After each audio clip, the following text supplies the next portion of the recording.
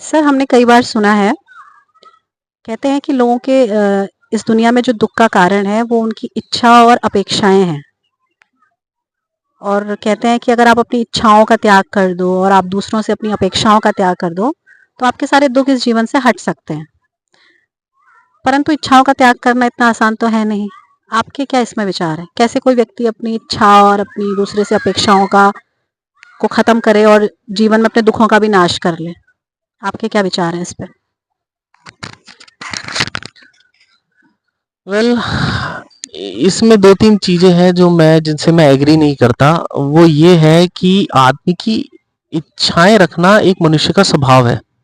और वो जब तक जिंदा है तो इच्छाएं तो वो रखेगा ही रखेगा। ठीक है। जो स्वभाव वाली चीजें हैं, जो बेसिक इंस्टिंक्ट है, उसे आदमी कैसे बदल सकता है? प्रकृति ने तो हमें वैसा ही बनाया है। तो इंसान जब तक रहेगा उसकी इच्छाएं तो रहेंगी रहेंगी। इच्छाएं दुख तब देती हैं जब आपकी इच्छाओं के साथ आसक्ति होती है। जब आपने कोई इच्छा रख ली, आपको कोई चीज अपनी लाइफ में चाहिए, आपने उसको प्राप्त करने की इच्छा रख ली, आपने उसके लिए प्रयास किया, मिल गई तो ठीक, नहीं मिली तो आपको फिर दुख होता है। दुख सिर्फ इसलिए होता है क्योंकि आप अपने आप को उन इच्छाओं के साथ जोड़ लेते हैं। जैसे एक उदाहरण के तौर पे आप आईएएस ऑफिसर बनना चाहते हैं, आपकी इच्छा थी।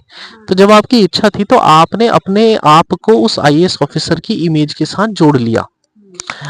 अब इसी बात को आध्यात्म की लैंग्वेज में कहते हैं अहम भाव। अहम का मतलब अपनी एक सेल्फ इमेज। गलत या सही that is a different thing, but self image क्या होती है उसे हम कहते हैं अहम भाव। तो आपने अपनी जो है एक सेल्फ इमेज अपने दिमाग में बना ली। अब वो जैसी एग्जाम नहीं निकला, आपकी वो इमेज टूटी। जब टूटी तो आपको दुख हुआ। तो अगर आपके ने अपने आप को उस इच्छाओं के साथ जोड़ लिया है तभी आपको दुख है। इसीलिए गौतम बुद्ध की टीचिंग्स में भी कहा गया है, उन्होंने बताया है कि ये संसार दुख है, दुखमय है, दुख का कारण इच्छाएं हैं। तो मेरा ये मानना है कि दुख का कारण एक्चुअली में इच्छा नहीं है, इच्छाओं के साथ आसक्ति रखना है, पहली चीज। दूसरी चीज सेम बात ये मैं इसलिए कह पाता हूँ क्योंकि गीता में भी यही कहा है। गीता में कृष्ण ने जो ज्ञान दिया है उसमें कहा है आसक्ति रहित जीवन जीने के बारे में बात की गई है।